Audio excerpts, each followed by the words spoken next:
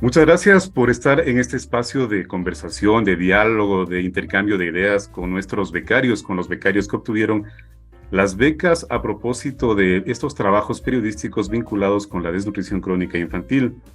En esta ocasión quiero dar la bienvenida a Marcelo Gijón. Marcelo es un periodista de larga data del diario de Riobamba y él trabajó en este reportaje de la lactancia materna en la lucha contra la desnutrición crónica infantil. También nos acompaña Carla Bravo, ella es periodista independiente.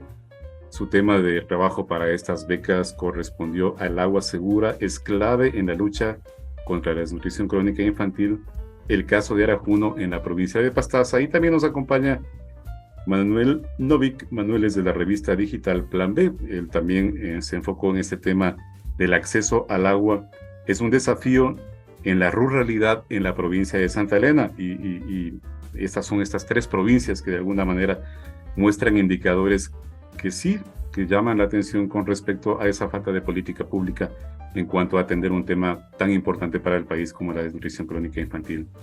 Bienvenidos, muchas gracias por estar en este espacio de conversación con ustedes, becarios de estos incentivos otorgados por el Consorcio de Comunicación por la Sostenibilidad en alianza con la Fundación REDNI, quienes están apoyando desde la parte periodística y comunicacional este tipo de iniciativas. Quiero comenzar sobre todo por orden de llegada, lo planteo de esa forma, para esta conversación. Y como habíamos hablado previamente, Marcelo Gijón, periodista del diario Riobamba, bienvenido. ¿Y cuáles fueron esos elementos para plantear esta hipótesis de trabajo con respecto a la lactancia materna? Marcelo, te escuchamos. Muchas gracias. Hola Javier, qué gusto por compartir este espacio. Primero quiero felicitar el trabajo de Manuel y de Carla y luego felicitarles a ustedes por la iniciativa. Y lo decía, creo que en el periodismo, sobre todo en nuestro país, tan mal pagado, tan desconocido, tan amenazado permanentemente, este tipo de estímulos son muy significativos, no por la cantidad de dinero, sino porque de pronto vemos que estamos en una construcción de otra agenda que es importante. Una de las cosas que a mí siempre me terminó cansando es pensar que a veces llegamos a una agenda circular en donde sacamos noticia del presidente, del alcalde, de las fuerzas militares, de las fuerzas religiosas, la policía, el legislativo, la justicia, la fiscalía, y volvemos. Presidente, vicepresidente, alcalde, o sea, y estamos en una dinámica de esa forma. Plantear estas otras cosas a mí me hizo reaccionar. Y la hipótesis parte de cuando yo veo esto, me miro, y es una de las cosas vergonzosas que tenemos en Chimborazo, saber que Guamote tenemos como bandera siempre en el top de la desnutrición y sin embargo es el cantón que más ayuda ha tenido. Yo estoy ya 32 años haciendo periodismo. De esos 32 años siempre he escuchado la misma noticia. El cantón con más desnutrición es Guamote. Y al mismo tiempo sé que hay muchísimas fundaciones ayudando. Entonces, todo caía por su propio peso, ¿no? ¿Cómo puede ser posible que trabajes tanto y no veas ningún resultado? Y lo otro fue más lamentable, cuando hablaba con un colega y me decía, pero es que es fácil, ¿qué solución vas a tener a los problemas? Y las fundaciones lo que estuvieron ahí es simplemente para ponerse un buen sueldo al director, para tener carros del año. Nosotros aquí en Riobamba veíamos carros muy buenos, de alta gama, como dicen ahora, por las fundaciones, porque eran los únicos que podían darse el lujo de tener un Jeep 4x4 importadísimo de Europa para poder trabajar. Esa es la forma de ver carros de lujo. Y ahí me acordaba del otro detalle, que en el siglo anterior se hablaba de la gota de leche, un programa antiquísimo de hace mucho tiempo en Europa que se replicó en la Riobamba del siglo XX. Y decía a la larga la construcción de ayudar a la gente, un proceso importante, como la desnutrición y la alimentación al mismo tiempo, podría estar cotejado con eso, ¿no? Lo que hizo el banco de leche y lo que hace el hospital ahora lo que hizo antes la Riobamba desde gota de leche y lo que hace ahora el hospital con el banco de leche. Entonces, te decía al comienzo que el periodismo a veces se olvida del sentido común y ahí encontré la posibilidad de entender que en la desnutrición lo que más aporta es lo básico, lo elemental, lo primario, lo primigenio, que es la lactancia. O sea, son las mamás dando vida, porque si esperamos que las fundaciones hagan algo, tal vez estamos esperando de ganar. Marcelo, y ahí es cuando tú abordas un tema en el cual aparentemente es algo que lo vemos, y lo digo aparentemente, lo vemos tan natural, pero al final la importancia de la leche materna en los primeros días y en los primeros minutos y en la primera hora es fundamental. Absolutamente. Y se cierra esta historia con una preocupación terrible cuando una de las fuentes, Valeria Vázquez, nos habla de una desnutrición emocional. Entonces imagínate lo que significa, ¿no? Lo que puede ser la vida, ese milagro de maternidad con el poder dar de lactar, también puede significar, si no se lo hace, una desnutrición emocional, porque hay madres que rechazan a los hijos, ¿no? Y ahí Porque está no un van a tema quizás de aceptar. un tema de seguimiento para seguir abordando desde ese Claro, enfoque, pero Marcelo. claro, Eh, tranquilo, postule la siguiente vez, que es la segunda parte a partir de eso, de la desnutrición emocional, término que me encantó y me asustó. O sea, que y, tú y, eres finalmente eso, ¿no? y por supuesto, y claro, y uno creería que solamente es parte de estas causas de la desnutrición, el tema de la leche o de la alimentación, pero no solamente es eso, sino también es el tema de un agua segura. Y el acceso al agua es también un desafío, y allí, como decía al inicio de esta conversación, vamos en orden de llegada para este diálogo. Manuel Novik, de la revista digital Plan B: el acceso al agua es un desafío en la ruralidad de Santa Elena, y este desafío es un desafío que se lo mantiene durante varios años. Como queda en evidencia en el reportaje planteado, la política pública también ahí como que nos queda debiendo bastante. Sí, bueno, la hipótesis inicial fue, en general, viendo las cifras de las provincias, y Santa Elena estaba dentro de las tres con cifras más alarmantes.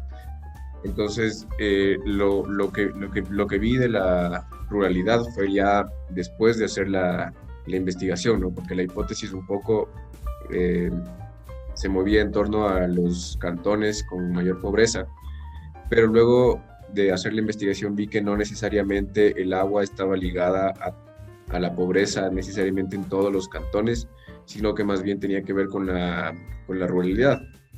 Entonces, en la provincia sí vi que las partes urbanas tenían una muy buena cobertura de agua, y ahí la desnutrición podría ser más por temas culturales, de la idiosincrasia y de recursos económicos. Entonces hice como un poco el recorrido en la parte urbana y en la parte rural, ¿no?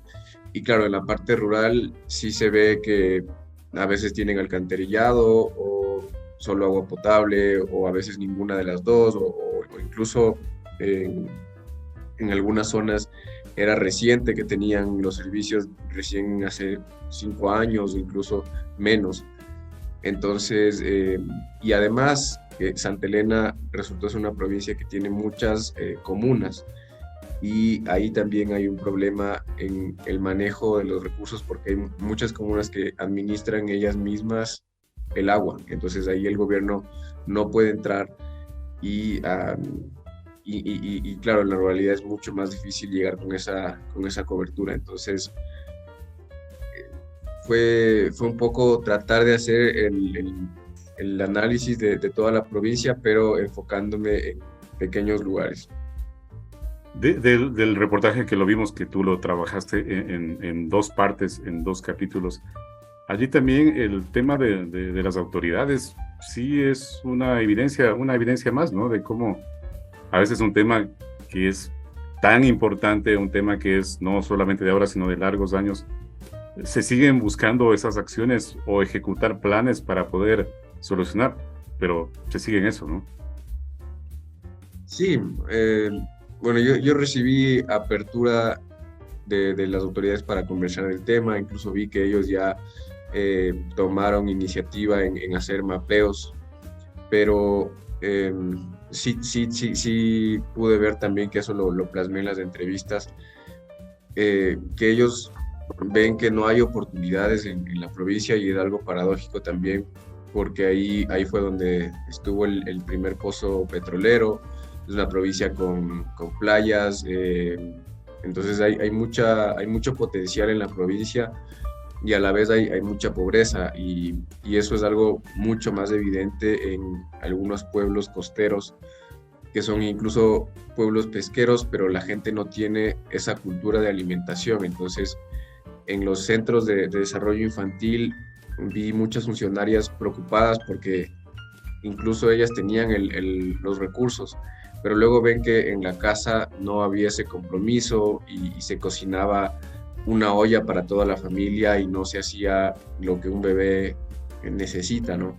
Entonces fue choqueante ver en los centros que visité entre 4 y 5 centros, y me mostraban las tablas, ¿no? Con las listas de los niños, y en todos los centros tenían niños con desnutrición crónica infantil. Entonces eso para mí fue súper alarmante, porque fue como ya verlo en primera persona, y que para ellas, no digo que sea normal, pero es algo que manejan constantemente. No, y palpar esa realidad también, no solamente es en provincias como este caso de Santa Elena, sino en Pastaza, y ahí es donde el caso de Arajuno. Carla, bienvenida a esta conversación. El tema del agua es, sin lugar a dudas, también determinante para el tema de la desnutrición crónica. Bienvenida. Gracias, muchas gracias, Javier, compañeros. Qué gusto compartir este espacio. Sí, en efecto, yo creo que lo más importante es poder conocer la problemática de la desnutrición crónica infantil y evidenciarla no solo como un problema latente que nos debe afectar a todos y todas. Quizá la motivación más grande, y permíteme un momentito, Javier, para comentar esto, pero yo ya he tenido la oportunidad de trabajar respecto a la desnutrición crónica casi por 3 años, es decir, conozco la problemática. Y las cifras, si bien siguen sorprendiéndonos y deben sorprendernos a todos, saber que somos el segundo país con mayores índices en América Latina, saber que 1 de cada 3 niños menores a 2 años la padecen, pero también es ir un poco más allá, y quizá en eso va el planteamiento de la hipótesis del reportaje que mencionas, y es que la desnutrición crónica infantil no es únicamente un problema de falta de alimentos. Y ahí tiene muchísimas otras condicionantes que las estamos dejando de lado, pero que tienen que ser tratadas de manera prioritaria. Y entre ellas se encuentra justamente el acceso al agua segura. Es decir, quizá hablar en la actualidad de acceder al agua para el consumo humano podría parecer hasta utópico, pero todavía existe y todavía es una falta, una carencia muy latente en nuestro país. Estamos viendo justamente el caso que nos comenta Manuel en Santa Elena, pero en Arajuno, en el cantón Arajuno, ubicado en la provincia de Pastaza, las cifras son alarmantes. Estamos hablando de más del 37% de los niños y niñas que padecen esta cosa. Y sobre todo es más alarmante aún saber que ni siquiera tienen acceso a agua. Y eso es, por supuesto, una de las causas para que un porcentaje tan alto de niños padezcan desnutrición crónica. Entonces, por ahí fue un poco el planteamiento de la hipótesis. Pero creo que más allá de eso me sumo también a lo que dijo Marcelo en su intervención. Felicitar esta iniciativa, porque creo que tenemos que evidenciar como periodistas, como comunicadores, cuáles son las realidades y las problemáticas que nos están afectando, quizá no en la coyuntura diaria, no en la coyuntura política que estamos al día a día, pero que son problemas que no pueden ser olvidados. Yo creo que aquí Ecuador tiene una deuda pendiente por muchísimos años. Sabemos que hay más de 2 décadas en las que el país ha intentado implementar proyectos, políticas, programas para erradicar la desnutrición sin resultado, es decir, las cifras siguen aumentando. Entonces no podemos seguir esperando más, porque cada día cuenta, y sobre todo, bueno, hablaremos quizá después, pero hay una ventana muy cortita de oportunidad en la que se debe incidir y se debe trabajar, que son los 1000 días, es decir, desde que nacen hasta los 2 años. Entonces, no hay tiempo que perder, y sobre todo se debe proveer de estos servicios tan básicos, ¿no? Tan básicos como el agua, como el saneamiento, como la higiene, entre otros. Por supuesto, y a eso añadiría también la atención en salud, que es prioritaria, como tú mencionas, en los 1000 primeros días. En esta parte, Marcelo, anecdótica y de lecciones, ¿qué nos puedes compartir? Yo volvía a los tiempos al hospital. Y de pronto, al entrar al banco de leche, me pidieron evidentemente todos los protocolos que corresponden, es decir, el tema de la circunstancia para el cabello, la máscara, las cosas para los zapatos, etcétera.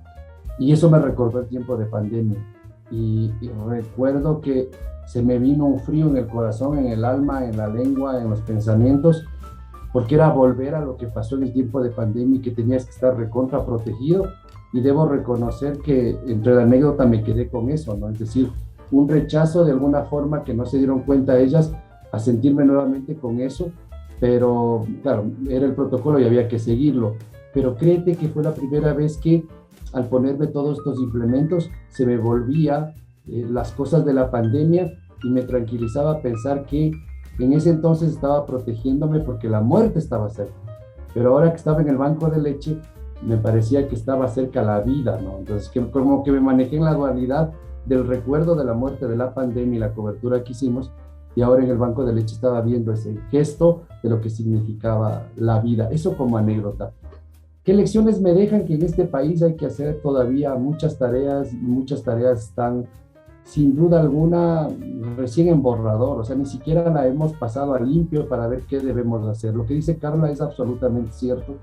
No hay que perder tiempo, pueda que esté más viejo y por eso tal vez más pesimista. Hace 20 años se denunció el tráfico de niños aquí en Chimborazo. El titular de Diario Expreso fue: se alquilan niños por $600. Eso se denunció. Bueno, pues ahora lo único que ha cambiado de esa realidad es la cifra. Ahora se ofrece entre 1.500 y 2.000, pero no ha cambiado nada más. En esa gala de símbolos de libertad, que estaba el asesor del ministro, presidente, el señor Palacios, me ofrecieron 1.000.000 de cosas. Marcelo, gracias. La indignación de este país, lo que ustedes han denunciado, esto no puede pasar. Las fronteras estarán seguras, haremos campañas de sensibilización, hablaremos con la gente en Colombia, en Venezuela. No puede ser tanta indolencia. ¡Qué terrible que un niño tenga un precio! No llegó la campaña, nunca más se comunicaron conmigo y todo pasa y sigue de la misma manera. Y es terriblemente frustrante. Y claro, también era frustrante lo que podía ver, que la iniciativa de la gota de leche, que era de unas damas riobambeñas, era un esfuerzo privado. Que pidieron ayuda al gobierno de entonces, no había. Casi como ahora, ¿no? Es decir, siglo XX, siglo XXI, en la misma indolencia. Pues la lección es seguir bregando para seguir contando estas historias, pero sobre todo creo yo que tiene que haber un sacudón de la sociedad civil para que no tengamos carros de alta gama, sino resultados en la desnutrición, para que tengamos alcaldes que no piensen que por su presencia pueden venir, porque es lo que dice el alcalde de Guamote. Por mí vienen a Guamote. Necesitamos un alcalde que no sea artista, sino que sea técnico y entienda que debe hacer las cosas bien, y un gobierno más sensible a lo que se necesita arreglar, como dijo Carla, ahora, ya, sin pérdida de tiempo. Y ahí es la incidencia de la agenda periodística fundamental, mantener ese seguimiento y sobre todo tener en cuenta que es un problema que le afecta al país, más allá de cualquier ideología política, y eso es fundamental. Manuel, desde esta parte anecdótica y de lecciones, ¿qué nos puedes compartir? Bueno, en mi caso, la parte anecdótica fue ver también la cultura en la costa y, por ejemplo, en mi visita a Anconcito, que es un pueblo costero chiquito y un pueblo pesquero, y ahí le entrevisté al presidente del GAD, y claro, es una dinámica completamente distinta a la que uno está acostumbrado acá en Quito, y la gente es mucho más cercana, ¿no? El presidente, digamos, que es la máxima autoridad, totalmente informal, con gorra, y claro, eso permite también una cercanía, una fluidez en la conversación. Luego, cuando le tomaba las fotos ya para el artículo, él estaba en un salón con gente ligada al GAD, con jóvenes, con funcionarios, y ellos, incluso a ellos le molestaban, le decían, ay, no se quite la gorra, y es algo que uno acá en Quito no vería eso con un alcalde, ¿no? Entonces, es algo que uno ve que también tienen ellos esa forma de ser más cercana y una realidad también que uno no está tan acostumbrado con las formalidades de acá, ¿no? Y de ahí la lección para mí es que, bueno, estos temas nos permiten a nosotros como periodistas salir también de esa burbuja y ver las realidades del país. A veces acá en Quito, y a pesar de que uno puede ver los mismos temas, no logra salir de esa burbuja. Entonces, para mí fue muy importante ver esas realidades del país de Santa Elena, que está a 2 horas de Guayaquil. Entonces, es ese contraste, ¿no? A mí me pasó cuando ya terminé el reportaje y volví por Guayaquil, y ahí uno ve las desigualdades que hay en el país, ¿no? Y uno ve que no es solamente culpa del gobierno, sino que es una labor de todos la que tenemos que hacer para progresar y ver las oportunidades que se están perdiendo. Y en ese balance anecdótico y de lecciones, Carla, Arajuno, Pastaza, ¿cómo queda impregnado en la mente de una periodista? Gracias, Javier. Bueno, yo me voy más hacia las anécdotas un poco tristes. Considero que el haber hecho esta cobertura, por supuesto, evidenció una realidad que no podemos cambiar, lamentablemente, pero una realidad que demuestra lo que está pasando verdaderamente. Y lo digo con esta tristeza porque realmente impacta el caminar por las calles de un cantón que no tiene saneamiento, que no tiene alcantarillado, que no tiene agua potable. En mi visita justo coincidió que no tenían agua, es decir, la provisión no es permanente, es decir, el cantón no recibe agua de manera permanente, y justo en el periodo de mi visita coincidió en que no había agua, es decir, tenían escasas gotas de agua, no tenían cómo cocinar. Visité escuelas, no tenían agua para los baños, los niños no tenían cómo lavar los platos, lavarse las manos. Entonces estamos hablando de un problema mucho más grave de lo que parecía en su momento con un planteamiento de una hipótesis, ¿no?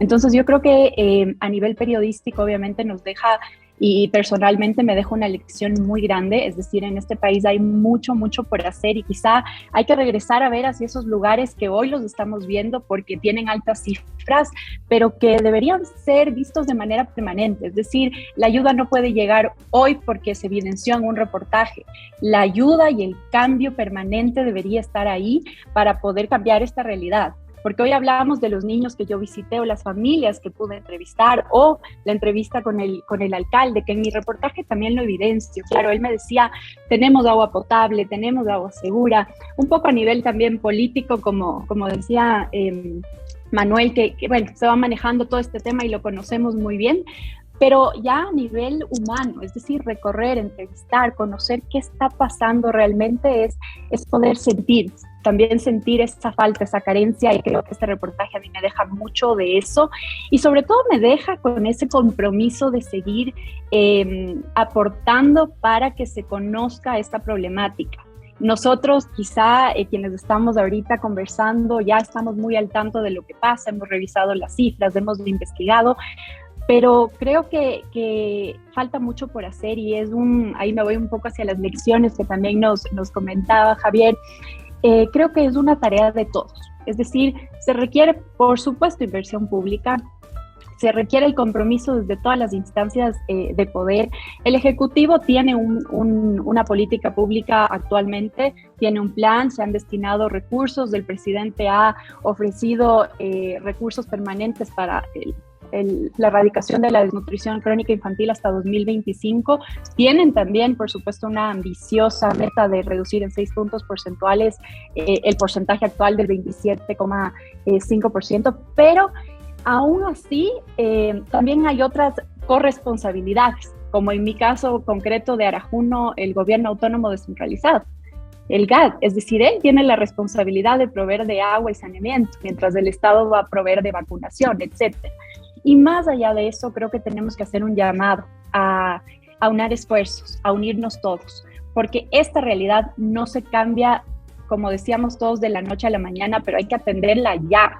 No podemos esperar. Yo creo que esa es la mayor lección, porque cuando investigas y sabes que el cerebro de los niños y niñas se desarrolla en su mayoría en este periodo chiquito de tiempo que hablábamos de los 1000 días, cuando sabemos que si no se brinda lactancia materna no tenemos un adecuado desarrollo y crecimiento, etcétera, todas las condiciones, podríamos seguir hablando muchísimo tiempo.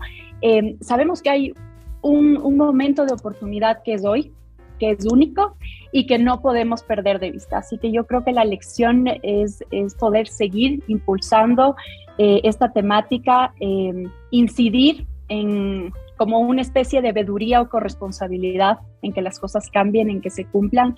Y vuelvo a lo que dije al inicio. Ecuador tiene una historia pendiente, tiene una obligación con todas las familias de los niños que hoy sufren desnutrición, pero también con los que han sufrido durante años y que por ese sufrimiento o por ese padecimiento hoy no tienen las mismas oportunidades que todos los demás. Porque a la final hay que entender que la desnutrición es a largo plazo, ¿no? Por toda la vida. Así es, Carla, y sobre todo eso, como periodistas, nos compromete a seguir poniendo la lupa en temas como estos. Quedo muy agradecido con ustedes por haber compartido estos minutos con nuestras audiencias para dar a conocer aquellos detalles que los hicieron merecedores de estas becas que otorgó y otorga la Fundación REDNI y el Consorcio de Comunicación por la Sostenibilidad. Mi agradecimiento a Marcelo Gijón, periodista de Diario de Ruanda, a Carla Bravo, periodista independiente, y también a Manuel Novik de la revista Plan B. Muchísimas gracias por compartir estos minutos con nosotros y, por supuesto, invitarles a que lean los reportajes, los miren y, sobre todo, también se sumen a esta gran cruzada nacional que es aportar desde todos los sectores para luchar contra la desnutrición crónica infantil. Muchísimas gracias a ustedes, Manuel, Carla, Marcelo.